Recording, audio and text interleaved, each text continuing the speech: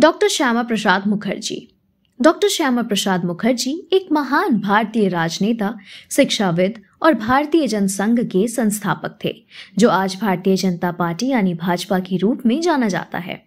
उनका जन्म 6 जुलाई 1901 को कोलकाता में हुआ था। उनके पिता सर आशुतोष मुखर्जी एक प्रख्यात शिक्षाविद, समाज सुधारक और कोलकाता विश्वविद्यालय के वाइस चांसलर थे। श्यामा प्रसाद ने अपनी प्रारंभिक शिक्षा कोलकाता में पूरी की और 1923 में बीए की डिग्री हासिल की। इसके बाद उन्होंने 1926 में इंग्लैंड के लिंकॉल्न्स इन के कानून की पढ़ाई पूरी की और बैरिस्टर बने। 1991 में डॉक्टर मुखर्जी ने भारतीय जनसंघ की स्थापना की।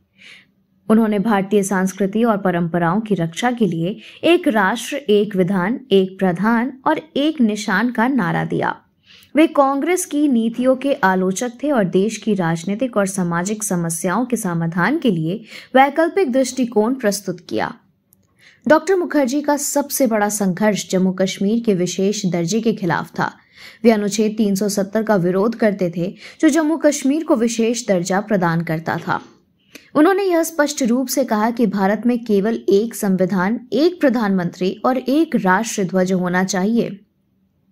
अपने इस उद्देश्य को लेकर उन्होंने कश्मीर में प्रवेश करने की कोशिश की, लेकिन उन्हें 11 मई 1953 को गिरफ्तार कर लिया गया। 23 जून 1953 को कश्मीर में हिरासत के दौरान उनकी रहस्यमयी परिस्थितियों में मृत्यु हो गई। उनकी मृत्यु पर आज भी संदेह और विवाद बना हुआ है।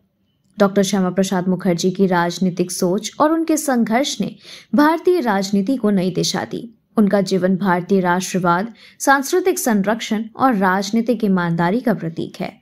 उनकी विरासत भारतीय जनता पार्टी और देश के विभिन्न राजनीतिक और सामाजिक आंदोलनों में आज भी जीवित है।